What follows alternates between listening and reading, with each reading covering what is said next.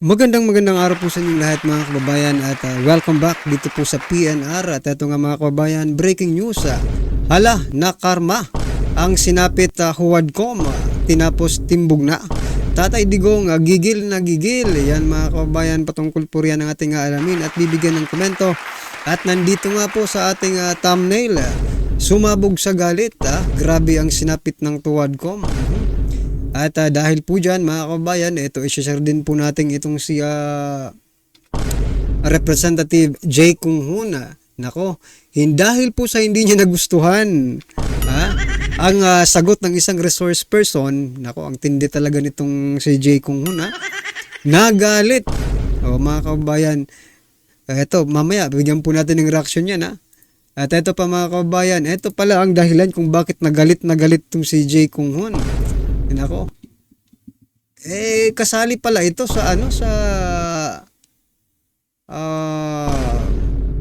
ito initial list ng nung nakarang administration Mamaya papakita ko po ito mamaya. Ito pong sinabi ni dating DILG Anyo, Secretary Anyo. Kasali po ang pangalan ni Kung Hoon dito po sa PDEA list na ito mga kababayan. Kaya ba naghihimutok sa galit itong si Representative Jay Kung Hoon? Mamaya mga kababayan, pakita po natin, baka sabihin nyo nagsisinungaling tayo na nandyan sa PDEA list. Ako naman talaga, oo. At ito pa mga review natin, Maharlika Fund na isinabatas noong 2023 mga kababayan, or isinabatas noong kailan ba ito sinabatas na Maharlika Fund na ito Maharlika Investment Fund, MIF, Act of 2023 pala, hindi isinabatas noong 2023. Sign into law. Nako. Kaso nga lang mga kababayan, oo nga investment po ito at kinukumusta po ng taong bayan. Kumusta na daw po yung 375 billion na sa Maharlika Fund mga kababayan. Maharlika Investment Fund. Nako. Tinatanong po dito kung nabulsa na ba. Uy, wag kayong ganyan nagtatanong lang po sila kung nabulsa na ba itong kasi wala nang balita di ba? Wala na pong balita dito sa Maharlika Fund, Maharlika Investment Fund. Mga kababayan, bigyan natin ng reaction yan, pero bago yan, eto, simulan na po natin dito po kay Representative Jay Kung Hoon. Pakinggan po natin to Kayo kay Presidente, dahil ina-point niya po kayong PIDEA. Wala po, Mr. Chair. No, I beg to disagree, kasi sinungaling Chair. po kayo. Parang mas magaling pa mag-imbestiga ang Quadcom kaysa sa PIDEA. Yes, Mr. Chair. Yes, Mr. Chair, inamin niyo po, mas magaling mag-imbestiga ang Quadcom kaysa sa... Kita niyo yung reasoning niya galit na galit sa PIDEA itong si Representative Jay Kung Hoon, Quadcom na pala ito. Hearing pala ito sa Quadcom. Ang Quadcom kesa sa PIDEA. Sandali lang po mga kababayan. Mas magaling daw ang Quadcom mag-imbestiga kaysa sa PIDEA. Di kayo na rin ang maging PIDEA. Di ba? Grabe itong si si Kung Sandali lang po, di mas magaling po mag-imbestiga ang Quadcom kaysa sa opisina niyo sa PIDEA. No, Mr. Chair. Kailan lumabas si Michael Yang? Nung nagkaroon ng drug haul sa Pampanga. Doon pumasok si Michael Yang. Before that, wala namang actual ebidensya si Michael Yang Now, may mga ebidensya na against him, then we have to pin him down. I beg to disagree. Marami na mga chismis at At ba tayo mga So mga kababayan, marami ng mga chismis. Yari na. Ganito pala gumawa ng batas ang ating mga kongresista. Based on chismis. Kaya nalilintikan kayo kay former President Duterte. Biruin mo. Aakusahan mo yung isang tao base po sa chismis. Kailangan na po talagang mabago. Palitan na po natin itong mga kongresistang ganito mga kababayan. Mag-ano na lang kayo, mag-showbiz na lang kayo. Kasi doon, pwede po ang chismis. Pero dito po sa politics, you have to kailangan meron kang ebidensya, no? Kasi parang nagiging korte na nga kayo diyan eh. Korte ng mga chismosa at chismoso. Diba? Iba po, no? Huwag niyo pong lukuhin ng taong bayan base lang sa chismis. Kailangan po ng matibay na ebidensya, sa paggawa ng batas. Hindi po pwede ang dahil sa chismis lang. Baka machismis lang din yung mga batas na gagawin ninyo or pagtitibayin ninyo, di ba? Nandyan po kayo. Ito isaksak po ito sa utak ni Representative J. Kung Hoon. Nandyan po kayo para gumawa ng batas, hindi po base sa chismis. Kung chismis lang pala, mag-showbiz na lang kayo. Naririnig na involved si Michael Yang alalim sa drugs. Mr. Chair, we cannot act on mere chismis kasi hearsay yun, Mr. Chair. Pero hindi ba kaya nyo inabsuelto si Michael Yang at saka si Alan Lim dahil malapit siya sa dating Pangulo na nag-appoint sa inyo bilang sandali lang, bilang PIDEA Chief? No, Mr. Chair. Hindi ako Ay nako, maglabas ka ng ebidensya na ganun nga talaga. Like for example, voice recorder, recording, di ba? Na, dahil malapit ka sa akin, ito, ano mo to Ganun dapat. May papeles ka na pinirmahan itong Yang at ito, dahil maglapit na magkaibigan. Ganun, di ba? Hindi po, dahil malapit ka, talaga ini-insist mo yung sarili mo, di ba? Na, ay nako, hindi natin alam kung saan patungong Pilipinas, no? Pag mga ganitong klaseng congressman ang nandyan sa kongreso, pinipilit yung kanilang gusto dahil maybe itong si Kung Hoon, mga kababayan, no? Galit dito sa PIDEA kasi mamaya ipapakita po natin kung bakit galit siya. Sige, tapusin muna natin to. Hindi ko isasakripisyo ang pangalan ko ng buong karir ko na Wilkins dahil may 3 apo akong anak na Wilkins. Ayoko pong madamage ang pangalan ng Wilkins dahil dala-dala po ng anak ko yan. Hindi ko kinlir si Michael Yang dahil may utang na loob ako presidente. Kinlir ko si Michael Yang because I have personal knowledge na walang ebidensya against Michael Yang. So paano ko siya isasangkot kung wala akong ebidensya? It will never stand in court, Mr. Chair. Paano nga po magkakaroon ng mag-i-stand in court? Hindi nga po kayo nagsagawa ng ebidensya na maayos. Kung nagsagawa po kayo ng ebidensya na maayos, lalabas po yung pangalan niyan. So, teka lang mga kabayan, no? Ikaw palang may alam. No? Pwede mo naman kasi, kung ikaw po ang may ebidensya, no?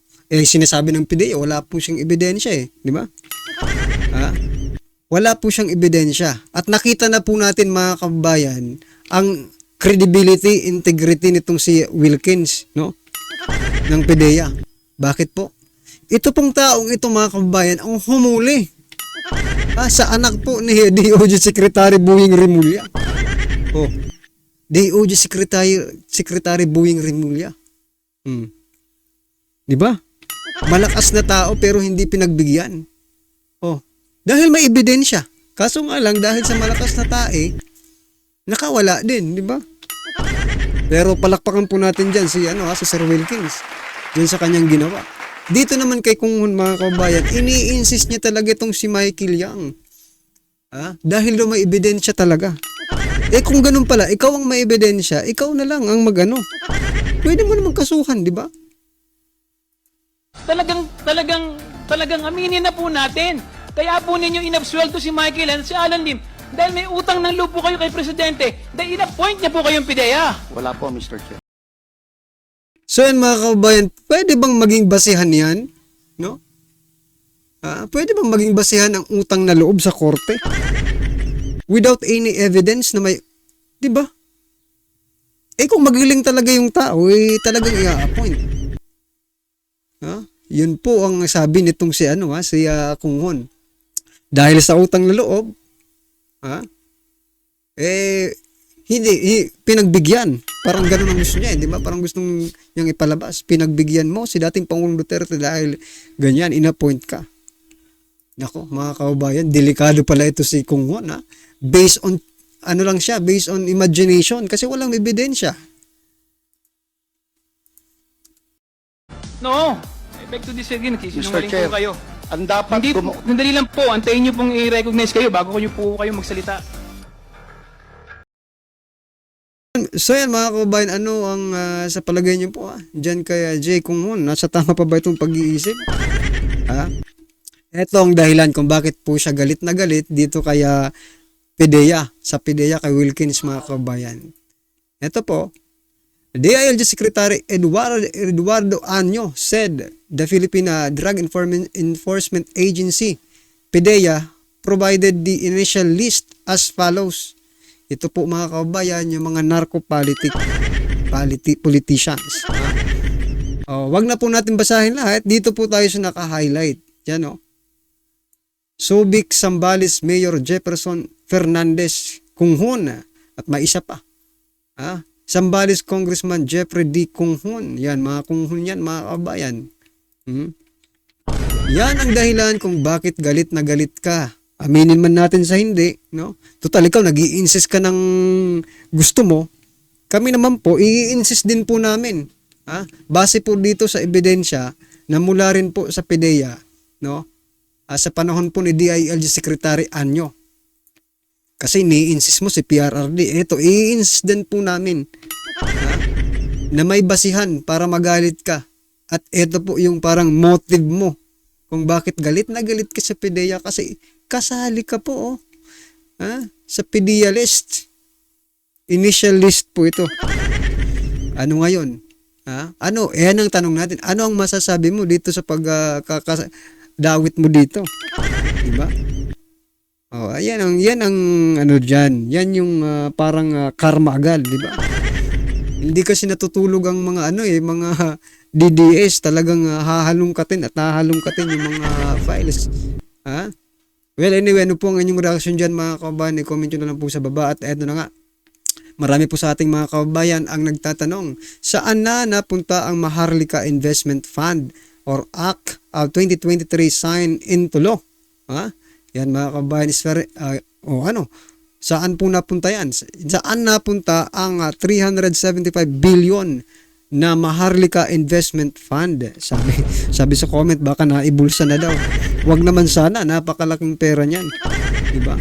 Investment yan Kailangan kumita na yan. Ilang taon na ba nakalipas? Kailangan ngayon, may profit na po yan. May profit na yan. Ibig sabihin, may kita na tayo. Magkano kaya ang kinita? Ng 375 billion. So, kung 1%, meron pa rin makikita pa rin ang taong bayan, di ba? Pwede nang itulong yan sa mga nabahaan, nabagyuhan, di ba? Itulong na yan, yung kita ng Maharlika Investment Fund. Hindi tayo na-update yan Well, anyway, ano po ang inyong reaction dyan? At eto na nga, sama-sama, sabay-sabay po natin pakinggan to at bigyan ng reaksyon. Eto na po. Ito ang breaking news ngayon. Viral ngayon sa mundo ng social media. Tila isa na namang baho ang pilit umaalingasaw. Hindi pa natatapos ang taon, Pangulong Bongbong Marcos umami na sa publiko, pondo ng Quick Response Fund ubos na. Kaya taong bayan hindi mapigilang mag-react at ikumpara ito sa dating administrasyong Duterte. Tiyak nga raw na madaling mauubos daw ang pondo ng bayan dahil sa kabibigay ng ayuda na di umanay ginagamit lang sa pamumulitika. Totoo kaya ito mga kababayan? Ating alamin. Pero bago tayo magpatuloy mga kapanig, kung bago ka pa lamang sa aming channel, ay huwag kalimutang mag-like, subscribe at i-click ang notification bell para mas maging updated ka pa lalo sa lahat pa ng mga bagong videos na i-upload namin. At yun na nga mga kapanig, kamakailan nga lamang nag-viral sa mundo ng social media nang umami na mismo si Pangulong Bongbong Marcos na ubos na ang pondo ng Quick Response Fund. At ito ay nang dahil daw sa nagdaang sunod-sunod na mga bagyo at kalamidad sa bansa. Ayon pa mismo sa SMNI, and I quote, "News update, pondo ng pamalaan para sa Quick Response naubos na dahil sa sunod-sunod na bagyo." Ayon kay Pangulong Bongbong Marcos, President Bongbong Marcos, ang Quick Response Fund, QRF natin ang katotohanan dyan. Dahil sa dami ng bagyo ay naubos na. Kaya't ang ginawa natin ay nagtabi ulit tayo ng pondo para mabigyan ulit, malagyan na naman natin ng laman ang QRF natin sa inyong mga pangangailangan. So yan mga kababayan, lalagyan na naman ng pondo ang QRF, no? Kasi naubos na. Sabi po sa mga kababayan natin, no? Na ating mga ka-netizens, mga ka-review, mga kababayan, ang sabi po nila, baka uutang na naman ang ating Pangulo. Ha? Baka uutang na naman ang ating Pangulo dahil ubos na ang pondo para sa ayuda. Quick response eh. Iba po yung ayuda, 500 billion po yung ayuda. Oh, yung quick response fund, 30 billion po yun, no? Naubos na dahil sa sunod-sunod na bagyo. Yan. Ano sa palagay nyo? Sa palagay nyo ba, uutang ulit ang ating Pangulo? Tinatanong din ng mga kababayan natin kung utang ng utang, saan napunta yung pinagbentahan ng 25 tons of golds? Diba? Ito pa, speaking po of golds, no? Naisip ko lang bigla mga kababayan kasi may nag-comment po doon sa last vlog natin na topic po natin na hindi po attend, no? Ang ating President Bongbong Marcos Jr. Diyan sa sa APEC, no? Bigla ko lang naisip. APEC kasi economic 'di ba? Ekonomiya ang pag-uusapan diyan. Ngayon baka nahihiya po, no? Ito opinion lang natin Baka nahihiya po ang ating President Bongbong Marcos Jr., no? Pag umattend siya doon, baka matanong, kayo pala ang kayo pala ang number 1 na seller, no? Ng ginto sa buong mundo. Ha? Ibig sabihin tayo po ang number 1 na seller po ng gold sa buong mundo. Ganyan po kayaman ang Pilipinas sana, di ba? Marami tayong binibentang gold Pero ang impact naman nito, no? Kapag benta ka ng gold, ang impact niyan sa international community, lalo na po sa ekonomiya, ang iisipin po ng mga taga-ibang bansa, mag-i-invest pa ba tayo dito sa Pilipinas? Ibenta sila ng benta ng gold. Baka isang araw magising tayo. Wala na palang gold ang mga ito. Paano na? Yung papel kasi, yung paper money, mga kababayan, wala namang kwenta yan. Nagkakaroon lang yan ng halaga dahil sa idea, di ba? Sa idea na may value yan, di ba? Ang totoong may value yung gold, mga kababayan, back up po niyan ng natin, ekonomiya. So, baka nahihiya lang po ang ating President Bongbong Marcos Jr., no? Na matanong, kumusta na pala yung mga gold ninyo? Ubos na ba? Baka sabihin po ng Singapore, di ba? Kumusta na, Pilipinas? May gold pa ba kayo? Di ba? Well, anyway mga kababayan, nasingit ko lang po yan kasi napag-usapan po yung yung pondo-pondo yan. Pero eto, exciting po ang mga nangyayari ngayon at baka mamaya or bukas, no, mga kababayan, mabigyan po natin ng reaksyon itong nangyayari ngayon sa Kamara, no, dito sa Quad Committee na ito.